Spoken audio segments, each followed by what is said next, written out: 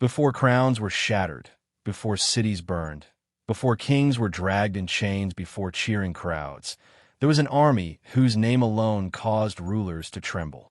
An army that did not merely fight wars, but rewrote the meaning of power itself. This was not an army born from legend or exaggeration. It was real, methodical, disciplined, and terrifyingly effective.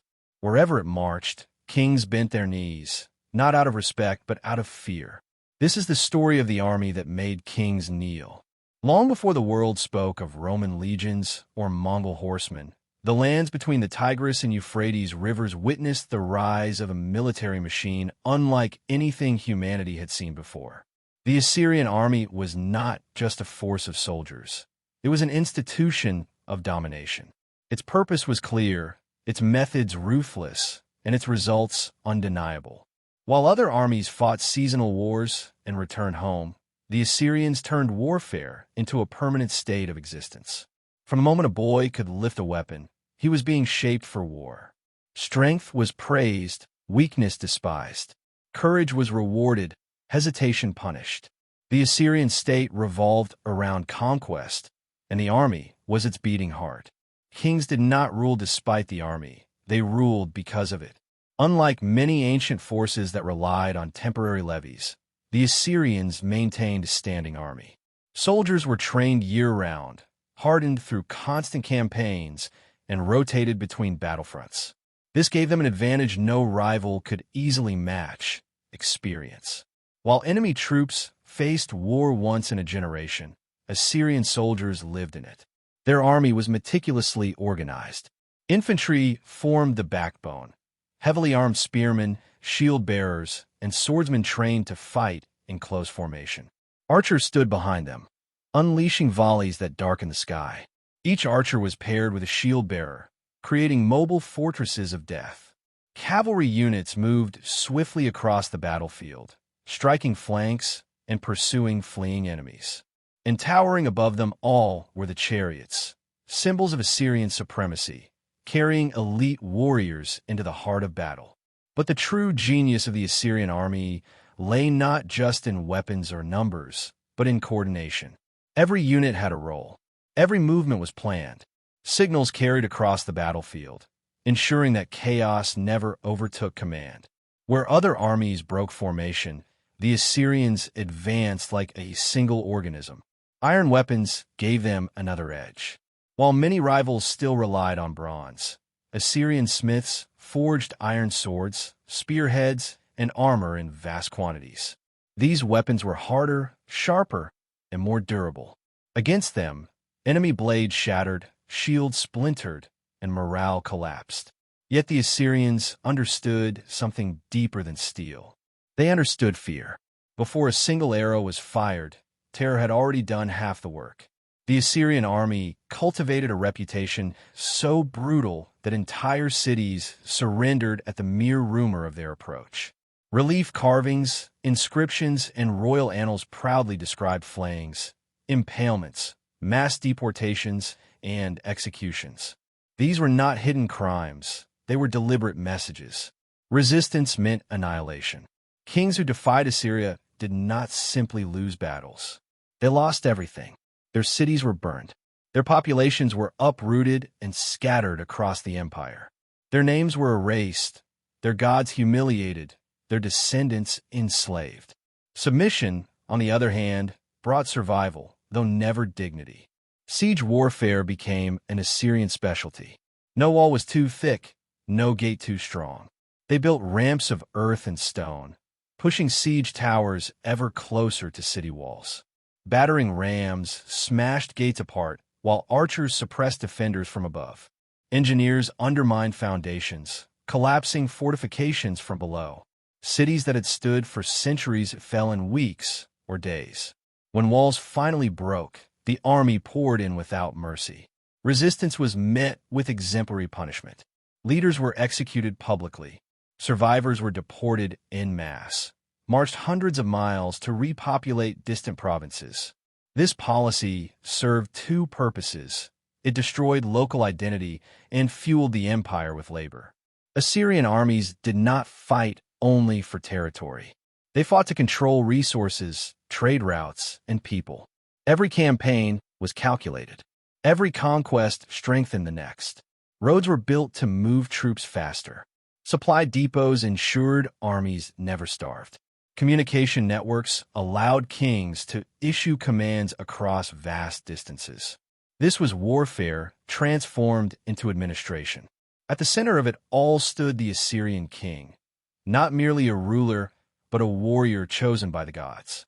Inscriptions portrayed him as invincible, favored by divine forces, destined to conquer. He personally led campaigns, hunted lions as symbols of dominance, and oversaw the punishment of enemies. To oppose him was not just rebellion, it was sacrilege. Kings of neighboring lands understood this well. Many chose to kneel rather than fight. Tribute flowed into Assyrian treasuries: gold, silver, livestock, exotic goods, and hostages.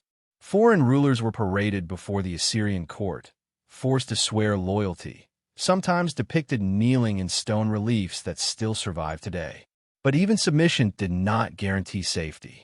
A missed tribute payment, a rumor of rebellion, or a change in leadership could trigger invasion. The Assyrian army returned again and again, crushing resistance before it could grow. Their campaigns stretched across Mesopotamia, the Levant, Anatolia, and into Egypt itself. One by one, ancient kingdoms fell: Mitanni, Urartu, Elam, Israel, Judah, and countless city-states whose names are now barely remembered. What survived often did so only as a shadow of its former self. The army adapted constantly. When enemies improved their defenses, the Assyrians improved their siege tactics. When cavalry became more important, they expanded and refined their mounted units. When logistics limited campaign length, they built better roads and supply chains. War was not static, it was an evolving science. Psychological warfare remained their most devastating weapon. Messengers were sent ahead of armies, warning cities of what awaited them if they resisted. Survivors of destroyed towns were deliberately spared and released to spread fear. Art and inscriptions exaggerated brutality to amplify terror.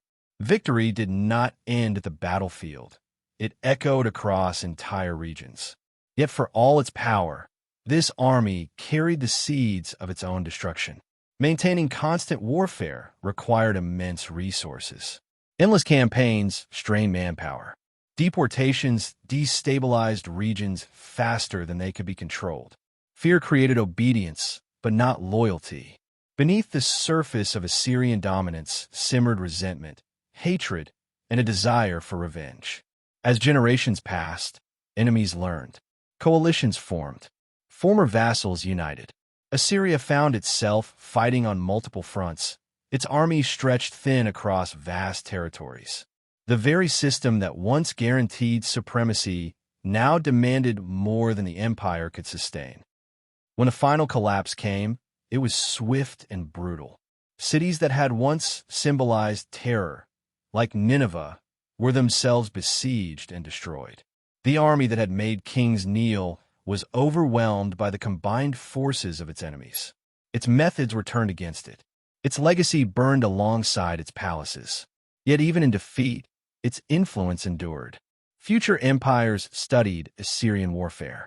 Their organization, logistics, siege techniques, and psychological strategies shaped military thinking for centuries. Rome learned from them. Persia refined their methods.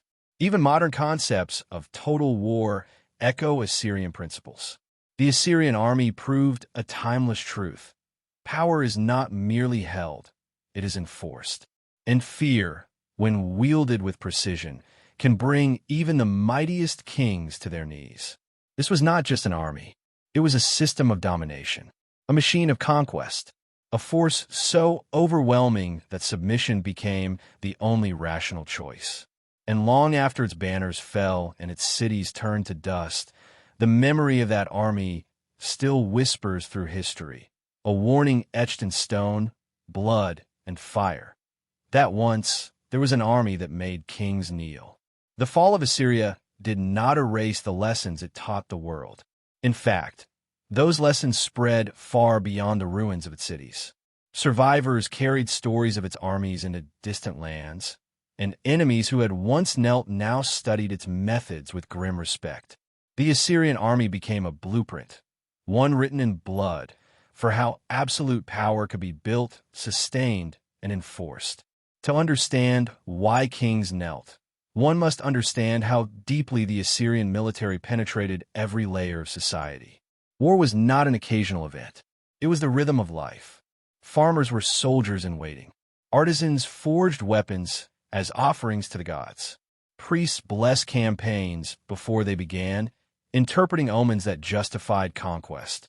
Children grew up watching triumphal processions of captives and spoils, learning that dominance was destiny. Assyrian soldiers were not merely fighters. They were instruments of state policy. Each campaign followed a logic.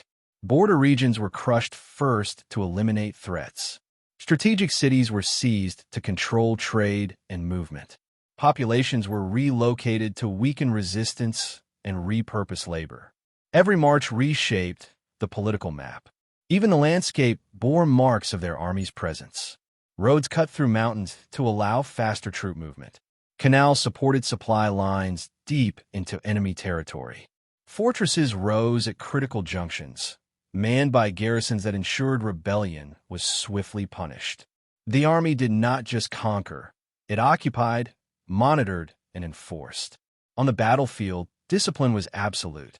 Disobedience was met with severe punishment, often execution.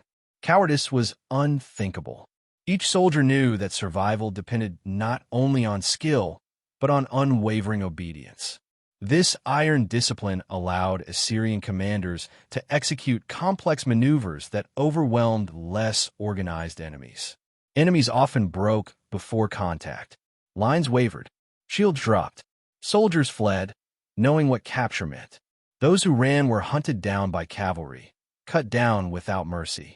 Those captured alive faced fates designed to terrify others: mutilation, enslavement, or public execution. Mercy was a strategic liability. The Assyrian army also understood symbolism. When a city fell, its gods were seized and paraded as prisoners. Temples were stripped. Sacred statues were carried away to Assyrian capitals, a message that even divine protection had failed. Kings who once claimed heavenly favor were shown powerless before Assyrian might. Tribute was not merely wealth. It was submission made visible. Foreign rulers sent their sons as hostages, living reminders of Assyrian dominance.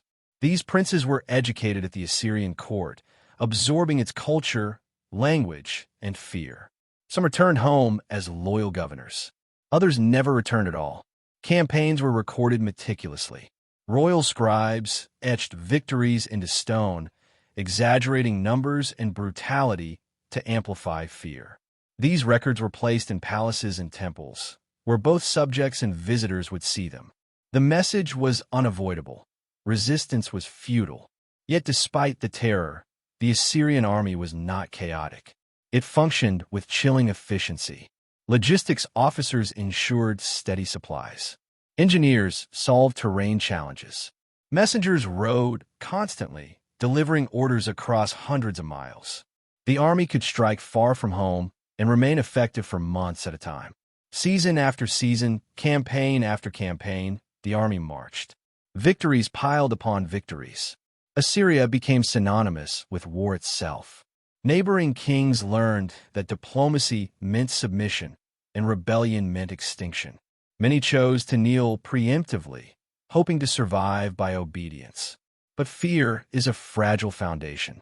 It compels compliance, not devotion. Over time, resentment hardened into hatred.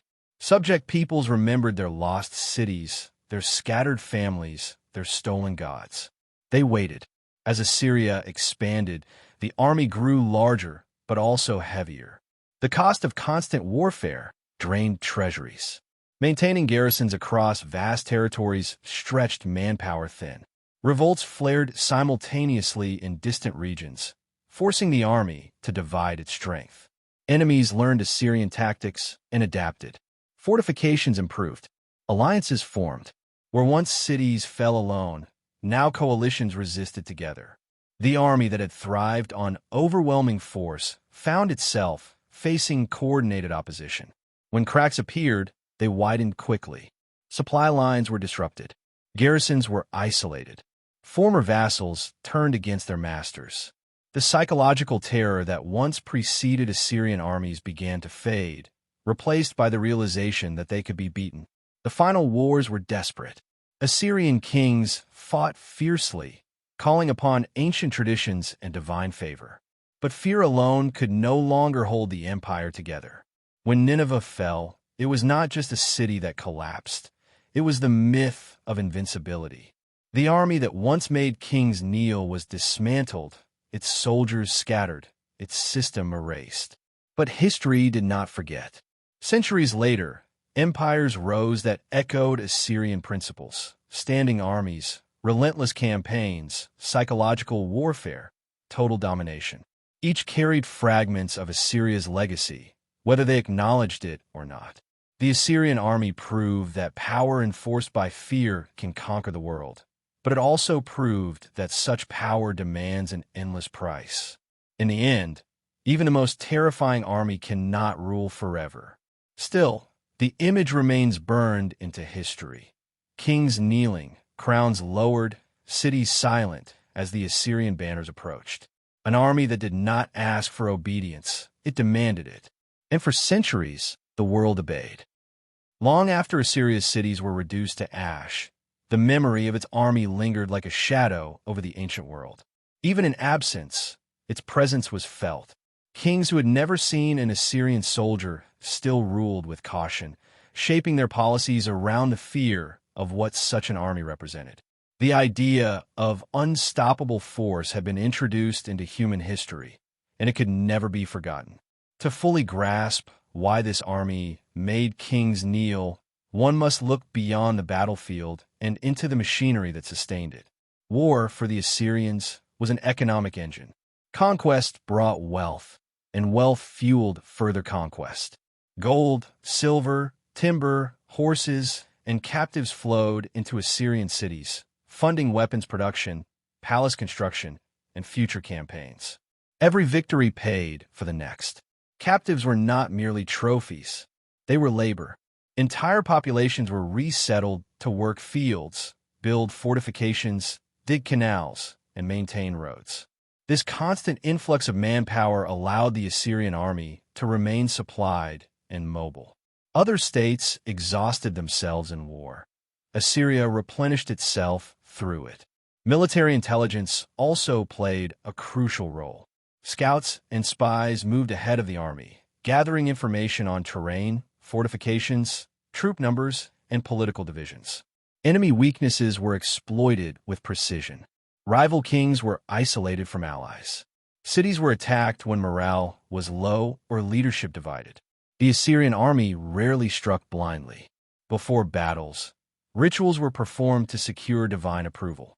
Omens were read in the movement of birds, the livers of sacrificed animals, the patterns of smoke. If signs were unfavorable, campaigns could be delayed, not out of fear, but calculation. When the army marched, it did so convinced of divine mandate. This belief strengthened morale and justified brutality. On campaign, soldiers lived under strict control. Camps were organized with military precision. Supplies were guarded. Discipline was enforced relentlessly. Theft, desertion, or disobedience could mean death. Order was survival, and chaos was weakness. When battles were joined, Assyrian commanders sought decisive outcomes. Prolonged fighting was avoided if possible. Shock and overwhelming force were preferred. Archers broke formations. Infantry advanced behind shields. Cavalry exploited gaps. Once enemy lines collapsed, pursuit was merciless. Survivors were hunted down to ensure no threat remained. Victory was never enough. It had to be seen, remembered, and feared. After campaigns, triumphal processions marched through Assyrian cities. Captives were displayed. Spoils were piled high. Inscriptions were carved detailing the king's victories, often exaggerating enemy losses and Assyrian might. These accounts were less about accuracy and more about message. For subject kings, kneeling was not symbolic, it was survival. Refusal meant destruction. Even loyal vassals lived under constant threat, aware that obedience was temporary and conditional. A single misstep could bring the army to their gates. Over time, this system reshaped international politics. Diplomacy became an extension of warfare. Treaties were enforced by fear rather than trust. Alliances formed not out of mutual respect, but desperation. The Assyrian army stood at the center of this world, its presence dictating every decision. But absolute control breeds absolute resistance. In distant provinces, revolts simmered. Leaders emerged who understood that only unity could challenge Assyria. Old enemies set aside differences. Shared suffering forged fragile alliances. As resistance grew, the army was forced to fight constantly, moving from one uprising to another. Victories still came, but at greater cost. Losses mounted. Supply lines stretched further. Morale began to fray. When enemies finally struck at the heart of the empire, they did so with lessons learned from Assyria itself. Siege techniques were turned against Assyrian cities. Psychological warfare was mirrored. Fear met fear. The collapse was catastrophic. Cities that had terrorized others now experienced terror firsthand. The army that had enforced obedience could not save its own homeland. Kings who once made others kneel now faced annihilation. Yet the Assyrian army's true legacy lies not in its fall, but in its influence. It demonstrated that warfare could be systematized, that fear could be weaponized, and that power could be projected across vast distances through organization and discipline. History would repeat this lesson again and again. Empires would rise following the same path, building armies that ruled through intimidation and force. Some would last longer. Others would fall faster, but all would echo the Assyrian example. The army that made kings kneel was not just a force of soldiers. It was an idea that domination could be absolute, that resistance could be crushed, and that fear could rule the world. And though its banners no longer fly, that idea still marches through history, reminding humanity of the price and the limits of power. As centuries passed, the echo of that army did not fade. It evolved. New powers rose upon the ruins of old ones. And though their banners bore different symbols and their languages changed, the underlying principles of domination remained strikingly familiar. The Assyrian army had shown the world a formula, and history would never stop experimenting with it. The empires that followed understood something essential. The Assyrians did not rule because they were cruel alone. They ruled because they were consistent. Every threat was answered. Every rebellion was punished. Every victory was publicized. This reliability of terror made resistance seem irrational. Kings knelt not because they lacked courage, but because calculation demanded submission. In the shadow of Assyria, the Neo-Babylonians, Medes, and Persians studied what had come before. They learned what worked and what failed. They softened brutality with administration, fear with tolerance, destruction with incorporation. Yet at their core, their armies still reflected Assyrian influence. Disciplined troops, organized logistics, permanent military readiness. The Persian Empire, vast and sophisticated, retained the idea of a standing army supported by roads and supply depots. Royal messengers could cross the empire in days, a concept born from Assyrian communication networks. Even Rome, centuries later, would adopt similar principles. Legions trained year-round, strict discipline, psychological intimidation, and overwhelming force applied decisively. But none could replicate the raw terror the Assyrians mastered. Their cruelty was not accidental, it was policy. They believed that a single horrific punishment could prevent 100 future rebellions. Fear was cheaper than endless war. Yet fear has a lifespan. Over time, people grow accustomed to it. What once paralyzes eventually hardens into resolve. The Assyrians learned this too late. Their army had become so focused on punishment that it struggled with integration. Destroying enemies was easy. Turning conquered peoples into willing subjects was not. As rebellions multiplied, the army was everywhere and nowhere at once. Garrisons were isolated. Soldiers were exhausted. Kings demanded more campaigns to preserve authority, not realizing that the very weight of constant warfare was crushing the system from within. The army that once inspired instant submission now faced enemies who no longer believed kneeling was safer than fighting. When fear loses credibility, it becomes fuel for defiance. The final battles were not marked by the clean dominance of earlier years. They were desperate, chaotic, and costly. Cities resisted longer. Alliances held firmer. The myth of invincibility shattered. When the last Assyrian capitals fell, the world did not mourn. Subject peoples erased Assyrian memory where they could, smashing statues, burning records, reclaiming stolen gods. But even as they tried to forget, the lessons remained embedded in history's foundation. The rise and fall of the army that made kings kneel reveals a brutal paradox. Absolute power creates absolute enemies. The very tools that enforce domination also ensure eventual collapse. Fear builds empires quickly, but it rots them from the inside. And yet, time and again, humanity returns to this model. From ancient conquerors to modern states, the temptation of overwhelming force persists. Armies still seek psychological dominance. Leaders still believe fear guarantees control. The Assyrian army was not an anomaly, it was a mirror. Its story forces a question that echoes across ages. How much power is too much? How much fear can a system wield before it turns inward and devours itself? Once, an army marched across the ancient world, so terrifying that kings abandoned thrones rather than face it. They knelt not because they were weak, but because survival demanded submission. That army is gone. Its cities are dust, its soldiers unnamed, but its legacy remains, etched into the very idea of empire. Even after its collapse, the Assyrian army continued to shape how power was imagined, feared, and enforced.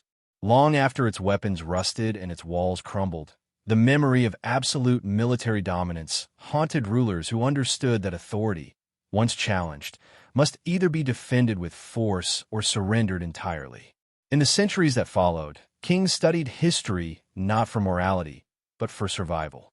They asked not why Assyria fell, but how it ruled for so long. They examined the mechanisms that turned soldiers into instruments of state terror and obedience into instinct.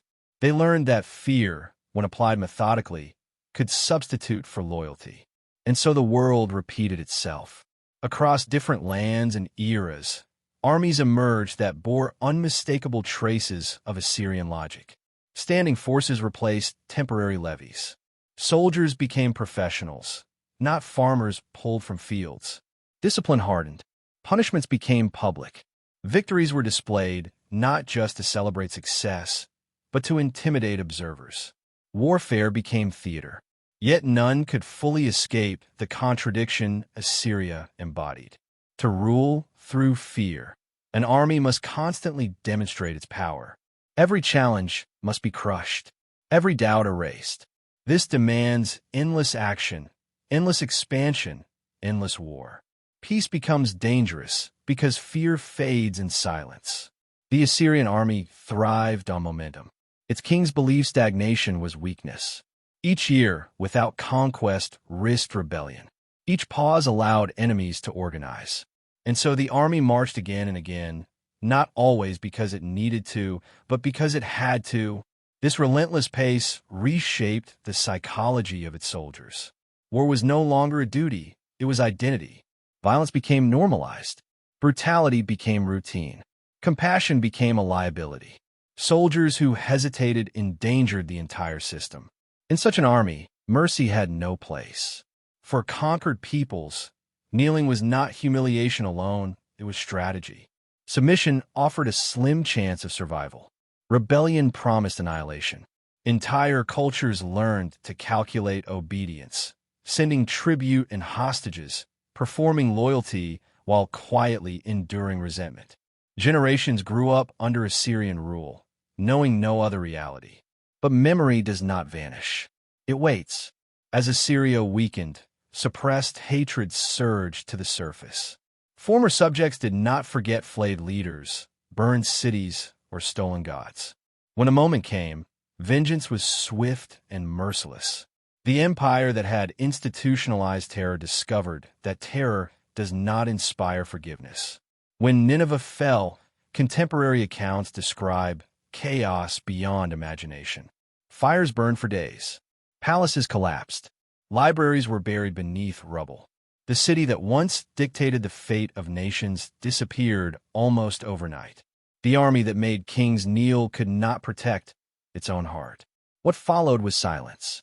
Unlike Rome, Assyria left no continuous legacy of language or governance. Its memory survived mainly through the words of its enemies and the ruins uncovered centuries later. Yet silence does not equal insignificance.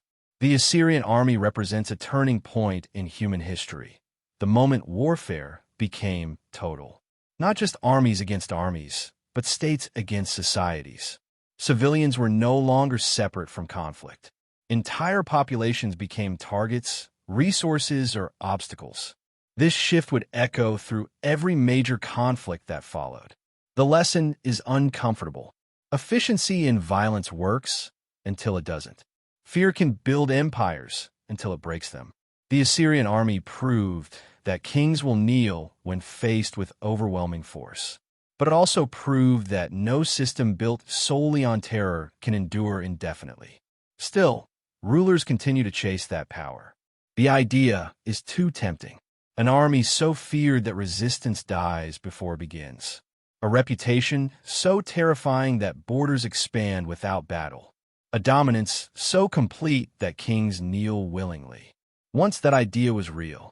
Once it marched across the ancient world, unstoppable and unforgiving. Once it reshaped history through iron, fire, and fear. That was the army that made kings kneel. And its shadow still lingers, whispering to every empire that believes power alone can rule forever. Time did not erase the memory of that army. It transformed it into a warning written between the lines of history. As generations passed, scholars, rulers, and soldiers alike returned to the same question. How did an army become so powerful that kings surrendered without a fight? And, just as importantly, why did such power ultimately collapse? The answer lies in how the Assyrian army redefined authority itself. Power was no longer tied solely to bloodline, tradition, or divine favor. It was tied to force, organized, relentless, and visible.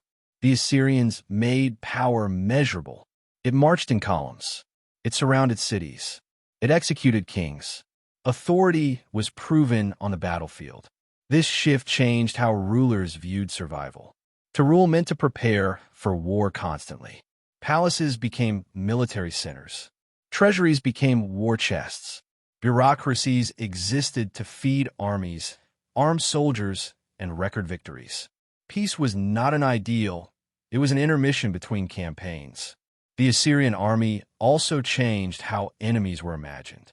No longer were rivals simply opposing kings or neighboring states. They were existential threats that had to be eliminated completely. Partial victories were unacceptable. Total submission was the goal. Anything less invited future rebellion. This mentality erased limits. Sacred spaces were violated. Royal bloodlines were extinguished. Entire peoples were uprooted.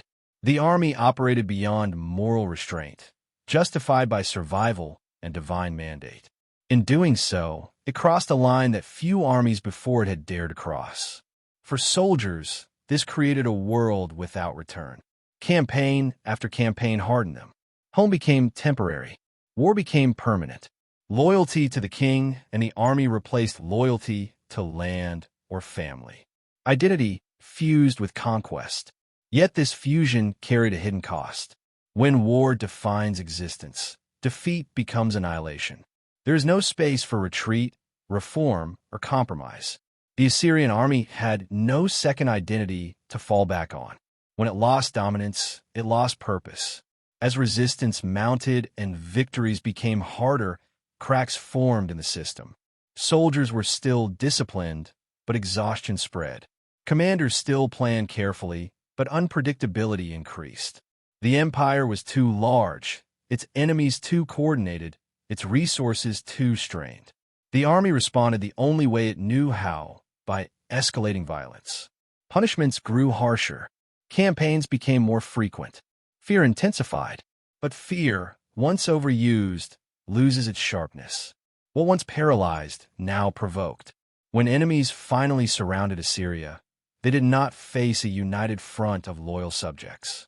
They faced a hollow empire, held together by memory rather than belief. Cities fell not just because walls were breached, but because no one truly fought to save the system. The destruction of Assyria shocked the ancient world. An empire that had seemed eternal vanished within a generation. Its army, once unstoppable, dissolved into history. The kings who had made others kneel were gone, their names preserved only in ruins and hostile records. Yet the significance of that army does not end with its fall. It marks the moment humanity learned the full potential and danger of organized violence. It proved that fear could replace legitimacy, that efficiency could outweigh justice, and that power could be engineered. Every empire that followed carried this knowledge, whether consciously or not. Some tempered it with law and integration. Others embraced it fully and repeated Assyria's path. The cycle continued. The army that made kings kneel was not the strongest in numbers, nor the most advanced in technology alone. It was the first to understand that domination is psychological before it is physical. Break the will, and the body follows. And so, across time, its legacy remains. Not in monuments or banners, but in strategy, doctrine, and warning. A reminder that absolute power can force submission, but it can never command loyalty. Once, the world knelt before an army, and history has been reckoning with that moment ever since. As the centuries stretched onward, the shadow of that army lengthened rather than faded. Its story became less about a single empire and more about a recurring human pattern. The Assyrian army was the first to show, in undeniable terms, what happens when war becomes the foundation of civilization itself. In earlier ages, war had been episodic. Armies gathered, fought, and dispersed. The Assyrians ended that rhythm. For them, war was continuous. Campaign seasons blended into one another. There was no clear line between soldier and state, between battlefield and homeland. The empire existed in a permanent state of mobilization. This permanence reshaped leadership.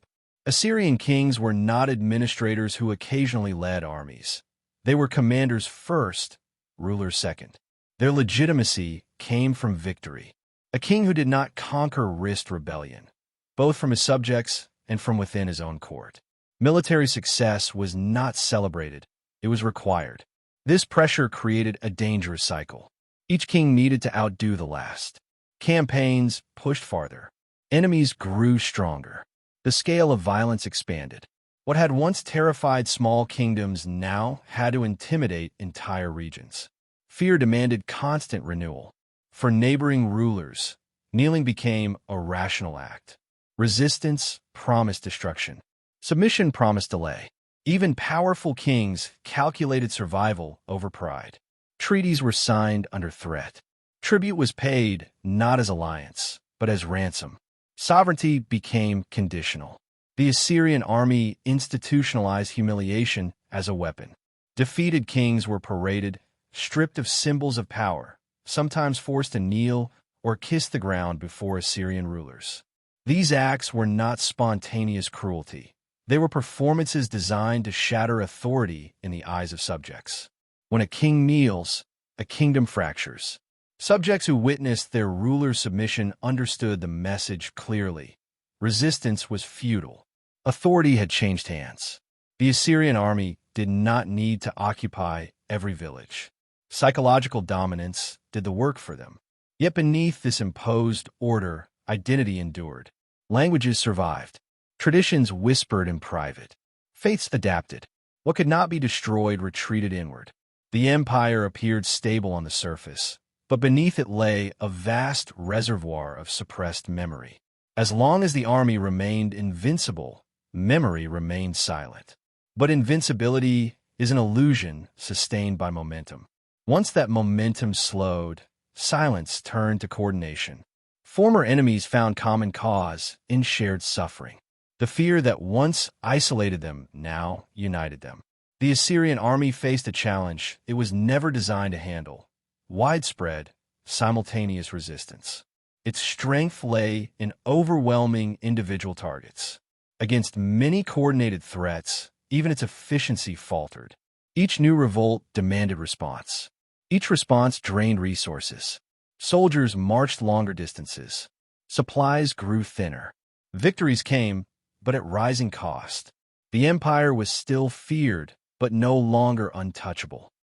In its final years, the army fought not to expand, but to preserve. Campaigns became reactive rather than strategic. Terror intensified, but effectiveness declined. The machine continued to operate, but the system that fed it was breaking. When the final coalition struck, they attacked not just cities, but the idea of Assyrian inevitability. They proved that the army could be resisted, that kings could rise instead of kneel. Once that belief spread, collapse accelerated. The fall of Assyria was not simply military defeat. It was psychological reversal. The spell was broken. Fear changed sides. History records this moment not as an anomaly, but as a threshold. After Assyria, the world understood what absolute military power looked like and what it cost. Empires would rise again, but none could claim innocence. The knowledge was out there. The army that made kings kneel did not disappear without consequence. It left behind a truth that still unsettles the modern world. Domination can be engineered, but cannot be sustained forever. Once, fear ruled nations. Once, kings knelt before an army. And once that army fell, the world learned that even the most terrifying power has a breaking point.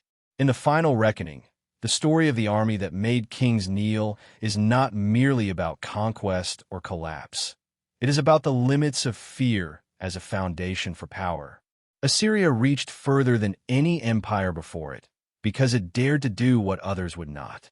It embraced war as identity, terror as policy, and domination as destiny. For a time, it worked. The world bent because it had never seen such coordination, such discipline, such calculated cruelty. Cities fell not because walls failed, but because hope did. Kings knelt not because they were weak, but because they understood the mathematics of survival. Against an army that punished resistance with extinction, submission was logic. Yet history is relentless in exposing imbalance. An empire built entirely for war must always fight. It cannot pause, cannot soften, cannot change without unraveling itself. The Assyrian army had no language of restraint, no mechanism for peace beyond fear. When fear faltered, nothing remained to hold the structure together. The kings who ruled through terror eventually discovered its final irony. The same methods that silenced enemies also silenced loyalty. Subjects obeyed but never believed. Soldiers fought but grew weary. Allies submitted but waited. The empire appeared solid only because resistance was buried, not erased.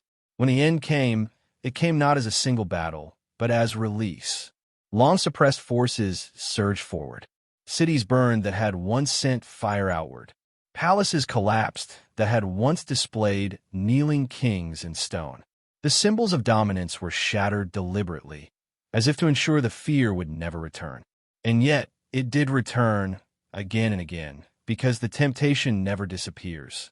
Every age produces leaders who believe that overwhelming force can guarantee order. Every age flirts with the idea that fear is more reliable than trust. The Assyrian army stands as the earliest, clearest proof that such power is possible, and that it is temporary. Its legacy is not written in law codes or philosophies, but in strategy manuals, military doctrines, and unspoken assumptions about control. It taught the world how to conquer efficiently. It also taught the world what happens when conquest becomes the only purpose. Once, an army march that could bend history at will. Once, kings lowered their heads and surrendered their crowns without battle. Once, fear ruled the ancient world with iron certainty.